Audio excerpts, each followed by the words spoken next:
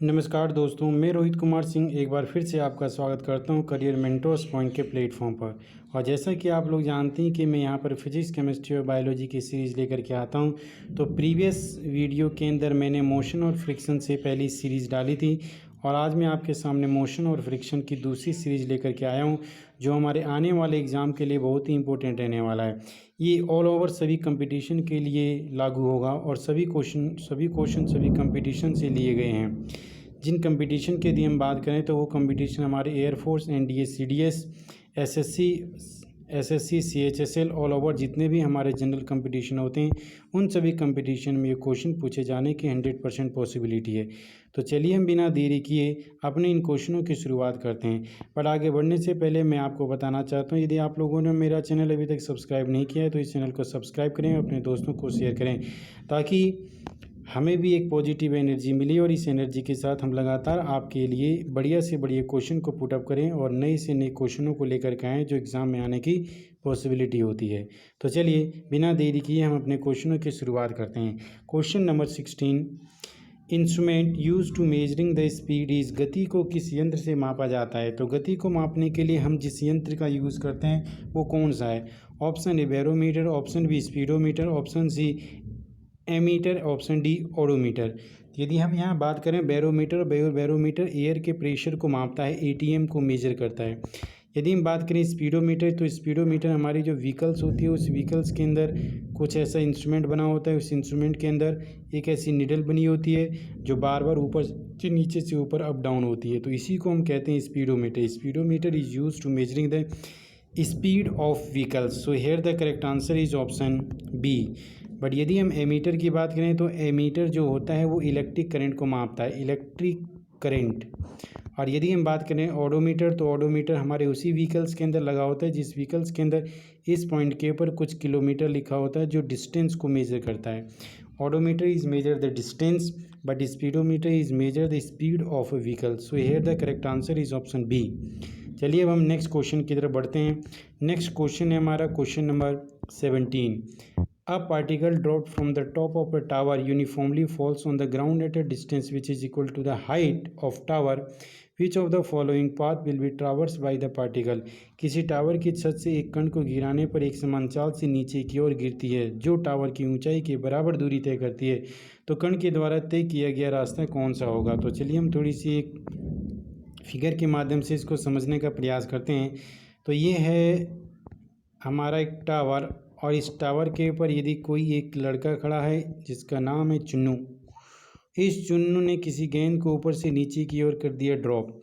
But जैसे इसको drop करता है तो ड्रॉप करने के बाद यदि वो गेंद नीचे की तरफ गिरती है तो वो गेंद कुछ अपनी इस पोजीशन पर यहाँ गिरना चाहिए, बट इस पोजीशन से कुछ वो यहाँ आकर के गिरेगी, यानी वो कुछ ऐसा पाथ बनाती है और इसी पाथ को हम बोलते हैं पैराबोलिक पाथ। Parabolic path.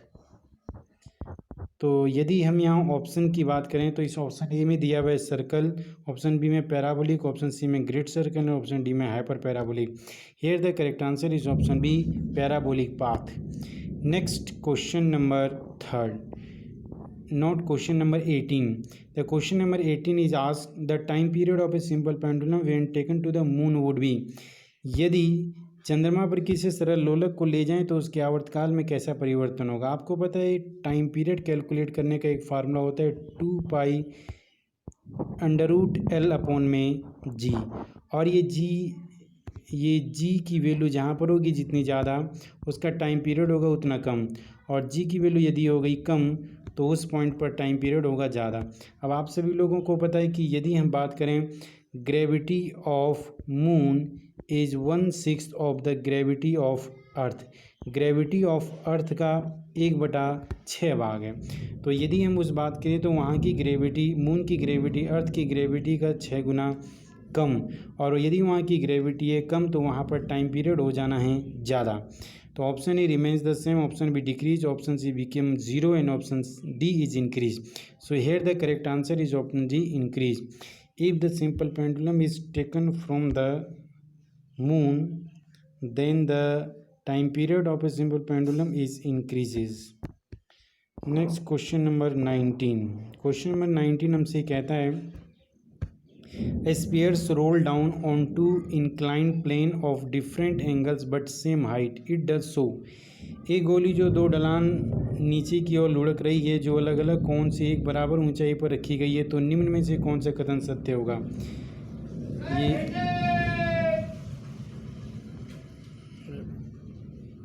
ये हमारे पास कुछ एक प्लेन पहला है, ये दूसरा प्लेन दूसरा है। इन जिसको हम बोलेंगे θ1 और ये है हमारा θ2। बट इन दोनों की हाइट जो होनी है, वो हाइट जो होगी वो बिल्कुल होगी सेम। किसी गेंद को यहाँ से और किसी गेंद को यहाँ से यदि हम करें इसको ड्रॉप, तो ड्रॉप जैसे ही हम करेंगे तो ये गेंद आगे की ओर फिसलेगी। बट आगे की ओर जब ये फिसलेगी तो इसका टाइम तो होगा अलग, बट इसकी स्पीड होगी same, with the same speed. Then option B is correct answer. In the same time, same speed, in the same time with the same speed, same times and same kinetic energy. Then option B is correct, with the same speed. Next question number 20. An object of mass 2 kg is sliding with a constant velocity of 4 meter per second on a frictionless horizontal table. The force required to keep the object moving with the same velocity. यदि हम बात करें इन question की, तो ये question कुछ इस तरह से पूछता है कि ये हमारे पास कोई एक टेबल है जो फ्रिक्शनलेस है, और यदि इस फ्रिक्शनलेस टेबल के ऊपर कोई एक बॉडी है जो 2 किलोग्राम की है, और यदि ये बॉडी 2 किलोग्राम की है बट इसका जो मोशन है वो 4 मीटर पर सेकेंड है। बट यदि हम बात करें कि ये जो सरफेस है वो स्मूथ है पूरा, यानी इसके ऊपर कोई भी घर्षण काम नहीं कर रहा है, और यदि घर्षण काम नहीं कर रहा है तो ये हमेशा एक कांस्टेंट स्पीड से भागती रहेगी। और यदि कांस्टेंट स्पीड से भाग रही है तो उसी कांस्टेंट स्पीड से भगाने के लिए हमें इसके ऊपर कोई भी एक्सटर्नल फोर्स की रिक्वायरमेंट नहीं होगी। और यदि एक्सटर्नल फोर्स की रिक्वायरमेंट नहीं होगी तो हमारा करेक्ट आंसर यहाँ पर होने वाला है option C, 0 newton. Next question number 21. A goalkeeper in a game of football pulls in his hand backward after holding the ball shot at a goal, this enable the goalkeepers to. ये क्वेश्चन कहता है हमसे कि football के खेल में goalkeeper अपने हाथों को पीछे की ओर खींचता है गोल पर गेंद को मारने के बाद। यानी जब ये गोलकीपर किसी गेंद को पकड़ता है तो पकड़ते अपने हाथों को पीछे की ओर लेकर के जाता है। ऐसे क्यों लेकर के जाता है, तो बोला उस बॉल के मोमेंटम को डिक्रीज़ करने के लिए। आपको पता है बॉल की वेलोसिटी बहुत तेज़ है, वेलोसिटी होगी ज़्यादा तो मोमेंटम होगा ज़्यादा। हमें पता है एक बात कि momentum is equal to mass into में वेलोसिटी। अब गेंद का मास तो सब पॉइंट के ऊपर सेम रहता है, बट उसकी वेलोसिटी हो जाती है चेंज, और वेलोसिटी चेंज होने से उसका मोमेंटम हो जाता है चेंज, और मोमेंटम जितना ज़्यादा होगा उसके बॉडी के ऊपर वो हिट भी उतना ही ज़्यादा करेगा। बट यदि हम बात करें उसके मोमेंटम को कम करने की, तो मोमेंटम कम होने के साथ उसकी वेलोसिटी हो जानी है कम, तो हम उसके मोमेंटम को कम करना चाहते हैं। तो option A, exert large force on the ball, it is wrong. Increase the force exerted by the ball on hand, it is also wrong. Option C, increase the rate of change of momentum, it is also wrong. Then decrease the rate of change of momentum, then option D is correct answer. Next question number 22. Newton's third law of motion explain the two forces, namely action and reaction, coming into action when the two bodies are in contact with each other. These two forces, Newton की गति का तीसरा नियम दो बलों को कार्रवाई प्रतिक्रिया के रूप में बताता है। जब दोनों निकाय एक दूसरे के संपर्क में होते हैं तो ये दोनों एक दूसरे के ऊपर एक बराबर फोर्स लगाते हैं, और उन फोर्स लगने वाला एक दूसरे का अपोजिट डायरेक्शन में होता है। Always act on the same body, not, it is wrong. Always act on the different bodies opposite direction, this is correct. Have the same magnitude, wrong. Act on the either body at the normal each other, it is also wrong. So here the correct answer is option B, always act on the different bodies in opposite direction. Next question number 23. A water tank filled up to by 3 of the height is moving with a uniform speed. On the sudden application of the brake, the water is tank would be. आपको यहाँ पर law of inertia का use करना पड़ेगा। Law of inertia हमसे क्या कहता है, ये आप लोगों को पता है कि कोई भी बॉडी यदि स्टेबल है तो हमेशा स्टेबल रहना चाहती है, बट यदि कोई भी बॉडी मोशन कर रही है तो हमेशा मोशन करना चाहती है। Until external force does not apply, it does not change our position. तो यदि हम बात करें यहाँ पर कि कोई भी टंकी के अंदर पानी भरा हुआ और वो टंकी लगातार घूम रही है, वो टंकी लगातार आगे की ओर चल रही है, और अचानक से यदि किसी ने ब्रेक लगा दिया तो ब्रेक लगाते ही टंकी तो वहीं पर रुक जाएगी, बट टंकी के अंदर मोशन करता हुआ वाटर अपनी पोजीशन पर नहीं रुकेगा और वो वाटर अपनी पोजीशन से कुछ आगे की ओर चला जाएगा। तो हम कह सकते हैं move forward, the water in the water tank is moved forward, आगे की ओर वो गति कर जाएगा। Next question number 24, which of the following situation involve the Newton second law of motion? A force can stop a lighter vehicles as well as a heavier vehicles are moving. A force exerted by a lighter vehicles on collision with a heavier vehicles result in both are vehicles coming to the standstill. Not. Option C is a force can accelerate a lighter vehicles more easily than a heavier vehicles which are moving. This is correct answer. Option C is a force can accelerate a lighter vehicles more easily than a heavier vehicles which are moving. आपको पता है कि एक lighter body और एक heavier body, ये दोनों की दोनों जब मोशन करती है तो मोशन करते समय लाइटर बॉडी के ऊपर फोर्स और हैवियर बॉडी के ऊपर यदि इक्वल फोर्स अप्लाइड करें तो lighter body is more accelerate than heavier body. So here the correct answer is option C. Next question number 25. The speed of a car weighing 15 kg increased from the 36 km per hour to 72 km per hour uniformly. What will be the change in momentum of the car? एक car 1500 kilogram की है जो 36 kilometre से 72 kilometre तक समान गति से बढ़ जाती है, तो बताओ उसके द्वारा चेंज in मोमेंटम कितना होगा. तो आपको पता है change in momentum delta P is equal to M into में डेल्टा V, और डेल्टा V निकालने के लिए आपको पता है V2 माइनस V1. तो M हमारे पास है यहाँ पर 1500 किलोग्राम और डेल्टा V2 माइनस V2 यानी 72 माइनस 36, तो ये आ जाना है हमारे पास 72 36. 1500 किलोग्राम इंटू में ये आ गया हमारे पास 36. बट यदि हम इस किलोग्राम को मीटर पर सेकंड में चेंज करें तो ये हमारा 5/18 आ जाना है.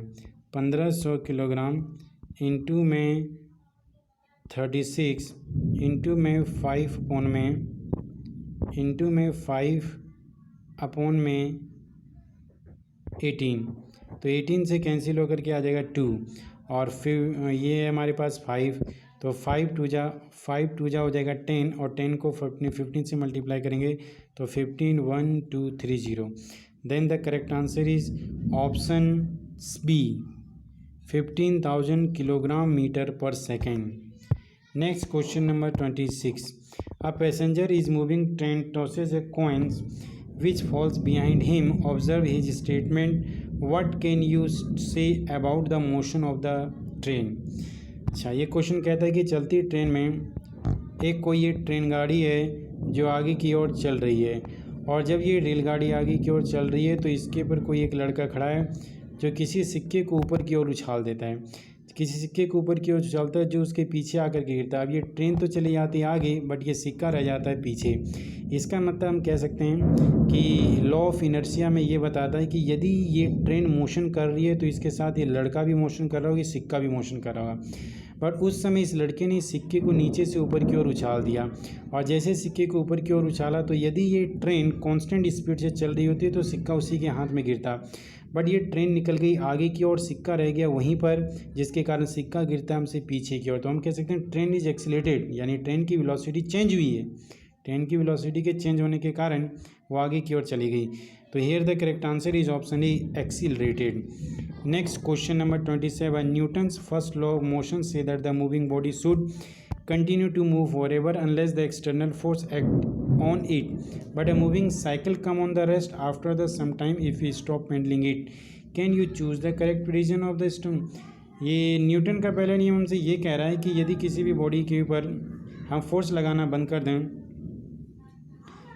तो वो बॉडी शक्तियाँ कार्रवाई नहीं करती. लेकिन न्यूटन की गति का पहला नियम कहता है कि गतिशील इकाई को हमेशा के लिए चलते रहना चाहिए, जबकि कुछ बाहर शक्तियाँ उस पर कार्रवाई ना करें. लेकिन कुछ समय बाद अगर वह इसे रोकना शुरू कर देते हैं तो एक चलने के बाद चक्र आराम करने लगता है. क्या आप चक्र के रुकने का सही कारण चुन सकते हैं?